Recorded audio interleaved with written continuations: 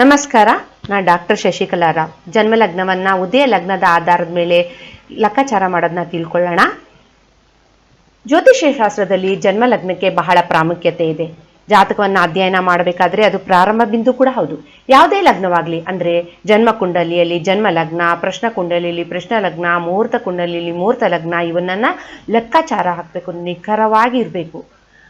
ಹಾಗಷ್ಟೇ ನಾವು ಫಲಜ್ಯೋತಿಷ್ಯವನ್ನು ನಿಖರವಾಗಿ ಹೇಳಲಿಕ್ಕೆ ಸಾಧ್ಯ ಆಗುತ್ತೆ. ಲಗ್ನ ಅಂದರೆ ಏನು ಅಂತ ತಿಳಿಯೋಣ. ಲಗ್ನ ಅಂದರೆ ಪೂರ್ವ ದಿಕ್ಕಂತಿನಲ್ಲಿ ಉದಯಿಸುತ್ತಿರೋ ಒಂದು ರಾಶಿ ಬಿಂದು ಅಂತ ಹೇಳ್ಬೋದು.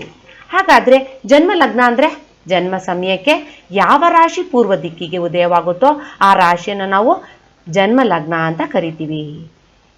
ನಮಗೆ ಬಚಕ್ರದಲ್ಲಿ 12 ರಾಶಿಗಳಿವೆ. ಈ 12 ರಾಶಿಯಲ್ಲಿ ಯಾವ ರಾಶಿ ಆದರೂ ಬೇಕಾದರೂ ನಮಗೆ ಜನ್ಮ ಲಗ್ನ ಆಗ್ಬೋದು.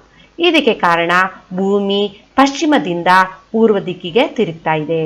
ಹಾಗಾಗಿ ನಮಗೆ ಬಚಕ್ರವು ಕ್ಷಿತಿಜದಿಂದ ಮೇಲೆ ಬರ್ತಾ ಇರುವಂಗೆ ಕಾಣಿಸ್ತಾ ಇರುತ್ತೆ.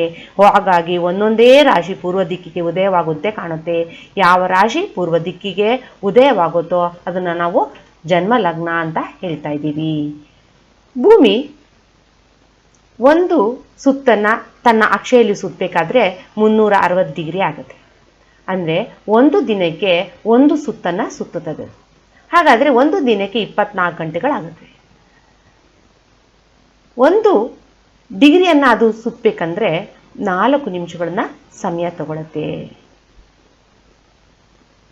ಈಗ ನಮಗೆ 24 ಗಂಟೆಗಳಿವೆ, 12 ರಾಶಿಗಳಿವೆ.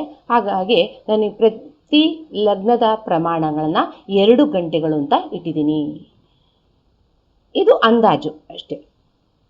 ಈಗ ನಾವು ಯಾವುದೇ ಟೇಬಲ್ ಆಫ್ ಅಸೆಂಡೆಂಟ್ನ ಸಹಾಯ ಇಲ್ಲದೆ ಉದಯ ಲಗ್ನದ ಆಧಾರದ ಮೇಲೆ ಲಗ್ನವನ್ನು ಕಂಡುಹಿಡ್ತಾ ಇರೋದ್ರಿಂದ ನಮಗೆ ಉದಯ ಲಗ್ನ ತಿಳಿಬೇಕು.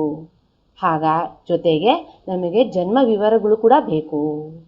ಕಾರಣ ಜನ್ಮ ಲಗ್ನವನ್ನು ಕಂಡುಹಿಡ್ತಾ ಇರೋದ್ರಿಂದ ನಮಗೆ ಜನ್ಮ ವಿವರಗಳು ಕೊಡಬೇಕು. ಹಾಗೆ ಜನ್ಮ ಸ್ಥಳಕ್ಕೆ ಅನುಗುಣವಾಗಿ ಸೂರ್ಯೋದಯ ಸಮಯ ಕೂಡ ಬೇಕು. ಹಾಗೆ ಇನ್ನೊಂದು, ಜನ್ಮ ಸ್ಥಳಕ್ಕೆ ಅನುಗುಣವಾಗಿ ಲಗ್ನ ಪ್ರಮಾಣಗಳು ಕೂಡ ಬೇಕು. ಇಷ್ಟು ಇನ್ಫಾರ್ಮೇಷನ್ ಇಟ್ಟುಕೊಂಡು ಲಗ್ನನ ಹೇಗೆ ಕಂಡುಹಿಡಿಯೋದು ಅಂತ ನೋಡೋಣ. ಮೊದಲಿಗೆ ಉದಯ ಲಗ್ನ ಅಂದ್ರೆ ಏನು ಅಂತ ತಿಳ್ಕೊಳ್ಳೋಣ.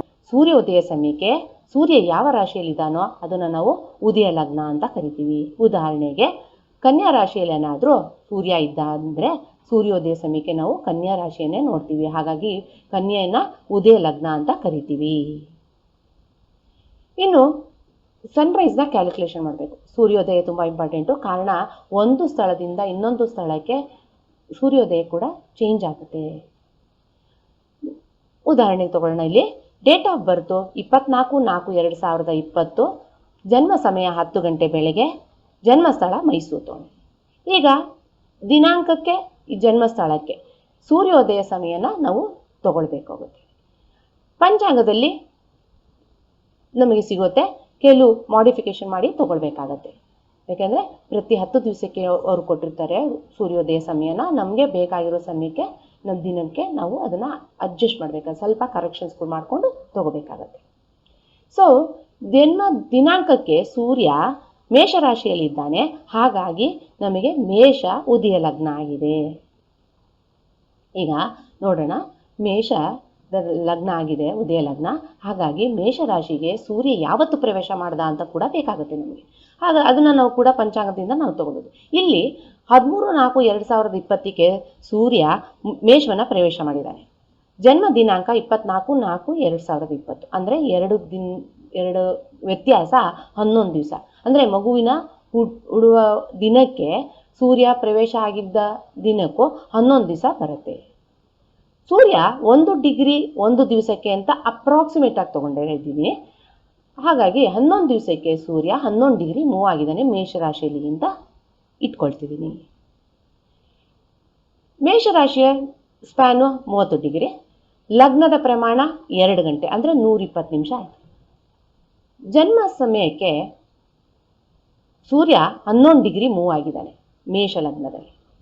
ಅಂದರೆ ನಮಗೆ 1 ಡಿಗ್ರಿ ಮೂವ್ ಆಗೋಕ್ಕೆ 4 ನಿಮಿಷ ತೊಗೊಂಡ್ರೆ 11 ಡಿಗ್ರಿ ಮೂವ್ ಆಗಬೇಕಾದ್ರೆ 44 ನಿಮಿಷ ಆಗುತ್ತೆ. ಹಾಗಾಗಿ ಸೂರ್ಯೋದಯಕ್ಕೆ ಮೊದಲೇ ಮೇಷ ಲಗ್ನದ ಪ್ರಮಾಣ 44 ನಿಮಿಷ ಗತಿಸಿದೆ. ಇನ್ನು ಉಳಿಕೆ ಎಷ್ಟು ಅಂದರೆ 1 ಗಂಟೆ 16 ನಿಮಿಷ ಇರುತ್ತೆ. ಹೇಗೆ ಅಂದರೆ 120 ನಿಮಿಷದಲ್ಲಿ 44 ನಿಮಿಷ ಕಳೆದ್ರೆ 1 ಗಂಟೆ 16 ನಿಮಿಷ ಬರುತ್ತೆ. ಇದನ್ನು ನಾವು ಜನ್ಮ ಸ್ಥಳಕ್ಕೆ ಜನ್ಮ ದಿನಾಂಕದ ಸೂರ್ಯೋದಯನ ಏನು ಕಂಡುಹಿಡಿತಿದ್ವಿ ಅದಕ್ಕೆ ನಾವು ಆ್ಯಡ್ ಮಾಡಬೇಕಾಗುತ್ತೆ. ಇಲ್ಲಿ ನಮಗೆ 6 ಗಂಟೆ 6 ನಿಮಿಷ ಅಂತ ಬಂದಿದೆ. ನಮಗೆ ಬ್ಯಾಲೆನ್ಸ್ ಆಫ್ ಮೇಷ ಲಗ್ನ ನಮಗೆ ಬಂದಿರೋದು 1 ಗಂಟೆ 16 ನಿಮಿಷ. ಅದನ್ನು ಆ್ಯಡ್ ಮಾಡಿದ್ರೆ ನಮಗೆ 7 ಗಂಟೆ 22 ನಿಮಿಷ ಬರುತ್ತೆ. ಇದನ್ನು ಏನು ಹೇಳುತ್ತೆ ಅಂದರೆ ಇದು ಮೇಷ ಲಗ್ನದ ಅಂತ್ಯ ಅಂತ ಹೇಳುತ್ತೆ. ಹಾಗೆ ವೃಷಭ ಲಗ್ನದ ಪ್ರಾರಂಭ. ವೃಷಭ ಲಗ್ನದ ಅವಧಿ 2 ಗಂಟೆ ಇದೆ ಅಂತ ಹೇಳಿದ್ವಿ. ಅದನ್ನು ಸೇರಿಸೋಣ. 7 ಗಂಟೆ 22 ನಿಮಿಷಕ್ಕೆ 2 ಗಂಟೆ ಸೇರಿಸಿದ್ರೆ 9 ಗಂಟೆ 22 ನಿಮಿಷ ಬರುತ್ತೆ. ಅಂದರೆ 9:22ಕ್ಕೆ ವೃಷಭ ಲಗ್ನದ ಅಂತ್ಯವಾಗಿ ಮಿಥುನ ಲಗ್ನದ ಪ್ರಾರಂಭ ಆಗುತ್ತೆ. ಈಗ ಮಿಥುನ ಲಗ್ನದ ಅವಧಿ ಕೂಡ 2 ಗಂಟೆ. ಹಾಗಾಗಿ 9:22ಕ್ಕೆ 2 ಗಂಟೆ ಸೇರಿಸಿದ್ರೆ ನನಗೆ 11 ಗಂಟೆ 22 ನಿಮಿಷ ಬರುತ್ತೆ. 11 ಗಂಟೆ 22 ನಿಮಿಷಕ್ಕೆ ಮಿಥುನ ಲಗ್ನದ ಅಂತ್ಯವಾಗಿ ಕರ್ಕಾಟಕ ಲಗ್ನದ ಪ್ರಾರಂಭ ಆಗುತ್ತೆ.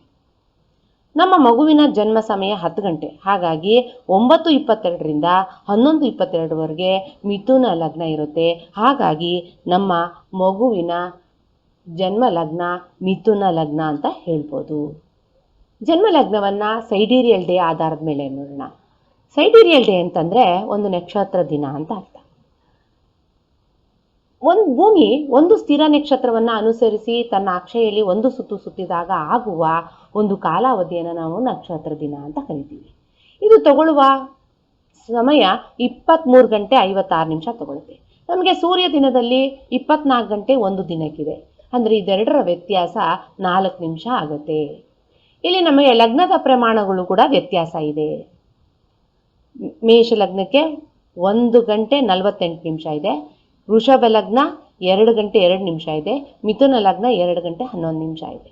ಇದು ನಾನು ತಗೊಂಡಿರೋದು ಮೈಸೂರಿಗೆ ಅನುಗುಣವಾದ ಲಗ್ನ ಪ್ರಮಾಣಗಳು. ಅಂದರೆ ಇದು ಲಗ್ನ ಪ್ರಮಾಣಗಳು ಸ್ಥಳದಿಂದ ಸ್ಥಳಕ್ಕೂ ಕೂಡ ವ್ಯತ್ಯಾಸ ಆಗುತ್ತೆ.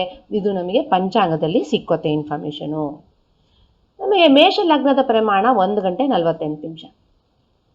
ನಮಗೆ ಸೂರ್ಯೋದಯಕ್ಕೆ ಮೊದಲೇ ಮೇಷ ಲಗ್ನ 44 ನಿಮಿಷ ಕಳೆದೋಗಿರುತ್ತೆ. ಇನ್ನು ಉಳಿಕೆ ಮೇಷ ಲಗ್ನ ನಮಗೆ 1 ಗಂಟೆ 4 ನಿಮಿಷ ಮಾತ್ರ ಇರುತ್ತೆ. ಹೇಗೆ ಅಂದರೆ 1 ಗಂಟೆ 48 ನಿಮಿಷ ಮೇಷ ಲಗ್ನದ ಪ್ರಮಾಣ, 44 ನಿಮಿಷ ಮೊದಲೇ ಗತಿಸಿರುತ್ತೆ ಸೂರ್ಯೋದಯಕ್ಕೆ ಮೊದಲೇ ಮೇಷ ಲಗ್ನ. ಹಾಗಾಗಿ ನಮಗೆ ಉಳಿಕೆ ಮೇಷ ಲಗ್ನ ಬರೋದು 1 ಗಂಟೆ 4 ನಿಮಿಷ. ಅದನ್ನು ನಾನು ಜನ್ಮ ದಿನಾಂಕಕ್ಕೆ ಜನ್ಮಸ್ಥಳಕ್ಕೆ ಅನುಗುಣವಾಗಿ ಸೂರ್ಯೋದಯ ಏನು ಬಂದಿದೆ ಅದು 6 ಗಂಟೆ 6 ನಿಮಿಷಕ್ಕೆ ಆ್ಯಡ್ ಮಾಡ್ತೀನಿ. ಸೊ ಬ್ಯಾಲೆನ್ಸ್ ಆಫ್ ಮೇಷ ಲಗ್ನನ 1 ಗಂಟೆ 4 ನಿಮಿಷ ಇದೆ, ಆ್ಯಡ್ ಮಾಡಿದ್ರೆ ನನಗೆ 7 ಗಂಟೆ 10 ನಿಮಿಷ ಬರುತ್ತೆ. ಇದು ಮೇಷ ಲಗ್ನದ ಅಂತ್ಯ ಆಗುತ್ತೆ, ಜೊತೆಗೆ ವೃಷಭ ಲಗ್ನದ ಪ್ರಾರಂಭ ಆಗುತ್ತೆ. ಈಗ ವೃಷಭ ಲಗ್ನದ ಪ್ರಮಾಣ 2 ಗಂಟೆ 2 ನಿಮಿಷ ಇದೆ, ಅದನ್ನು ತಗೊಳ್ತಿದ್ದೀನಿ. 7 ಗಂಟೆ 10 ನಿಮಿಷಕ್ಕೆ ಸೇರಿಸ್ತೀನಿ, 9 ಗಂಟೆ 12 ನಿಮಿಷ ಆಗುತ್ತೆ. ಆಗ ವೃಷಭ ಲಗ್ನದ ಅಂತ್ಯ ಆಗಿ ಮಿಥುನ ಲಗ್ನದ ಪ್ರಾರಂಭ ಆಗುತ್ತೆ. ಮಿಥುನ ಲಗ್ನದ ಪ್ರಮಾಣ 2 ಗಂಟೆ 11 ನಿಮಿಷ ಇದೆ, ಅದನ್ನು 9 ಗಂಟೆ 12 ನಿಮಿಷಕ್ಕೆ ಸೇರಿಸ್ತೀನಿ. 11:23ಕ್ಕೆ ಮಿಥುನ ಲಗ್ನ ಅಂತ್ಯವಾಗಿ ಕರ್ಕಾಟಕ ಲಗ್ನ ಪ್ರಾರಂಭ ಆಗ್ತಾ ಇದೆ. ನಮ್ಮ ಮಗುವಿನ ಜನ್ಮ ಸಮಯ 10 ಗಂಟೆ ಆಗಿರೋದ್ರಿಂದ ಇದು 9:12ರಿಂದ 11:23 ಒಳಗೆ ಸಲ್ವ ಮಿಥುನ ಲಗ್ನದಲ್ಲಿ ನಮ್ಮ ಮಗುವಿನ ಜನ್ಮ ಅಂತ ಜನ್ಮ ಲಗ್ನನ ಮಿಥುನ ಲಗ್ನ ಅಂತ ಫಿಕ್ಸ್ ಮಾಡ್ತೀನಿ.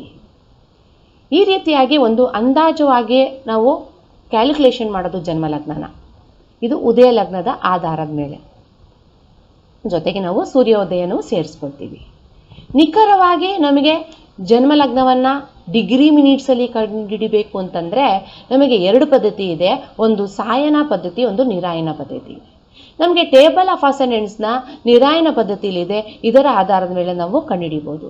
ಇನ್ನೊಂದು ಸಾಯನ ಪದ್ಧತಿಯಲ್ಲಿ ಟೇಬಲ್ ಆಫ್ ಹೌಸಸ್ ಅಂತಿದೆ, ಅದರ ಆಧಾರದ ಮೇಲೆ ನಾವು ಲಗ್ನವನ್ನು ಕಂಡುಹಿಡಿಬೋದು.